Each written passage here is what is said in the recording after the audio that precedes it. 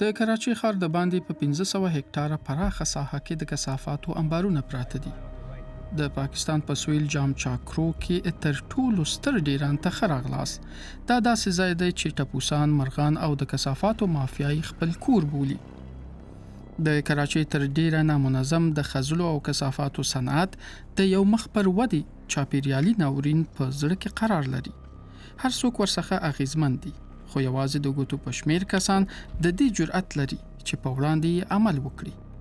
3 کاله مخکې احمد شبار د ګاربیج کین په نوم خپل نوښتګر شرکت پرانیست.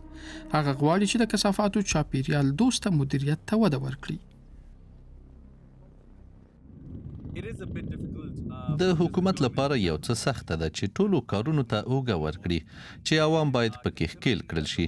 دې ته په کتو سره چې د کثافاتو صنعت مو له نورې نړۍ څخه تر اوسه لا 20 کاله وروسته پاتې دی، مدني ټولنه اساساً اوس زیار باسي چې د حل عصري لار رامنځته کړي.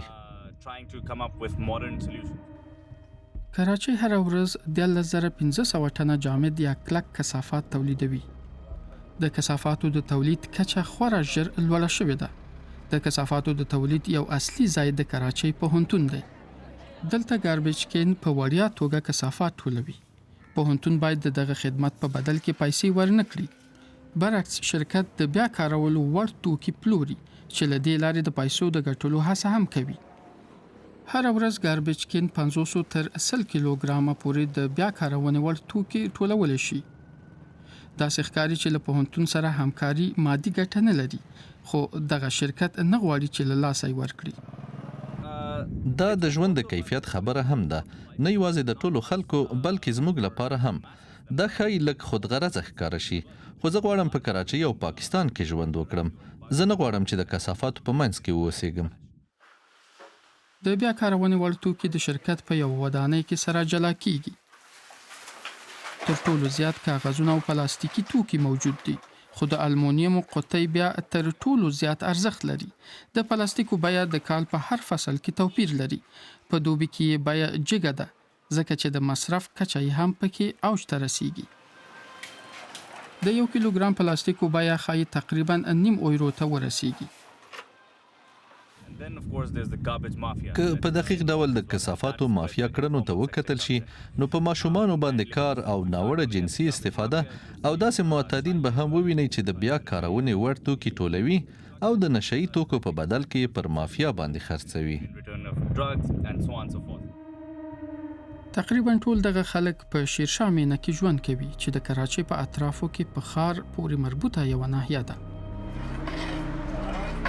دغه پراخ ګاونډ د میلیارډونو پیسو په ارزښت د توکو د بیا کارونې د یو ستر صنعت اصلي ځای هم دی. دلته په ټوله جنوبي اسیا کې د کباړو تر ټولو ستر مارکیټ هم پروت دی. ټول ارزښت لرونکي توکي لکه المونیم ښایي دلته وساتل شي. هغه بیا د داسې کارګرانو لخوا پروسس کیږي چې په اړینو وسایلو سمبال نه دي. هر هغه څه چې په دغه ښار کې پیښیږي، یعنی دا چې هغه پاک ساتل کیږي یا دا چې چاپیریالي او محیطي زیان وراوړي، دا هر څه به په ټول هیواد باندې هم خپل اغیز ولري. خو ښاغلی شبار زیاتوي چې کراچۍ د دې امکان هم لري چې یو چاپیریال دوسته ښار جوړ شي.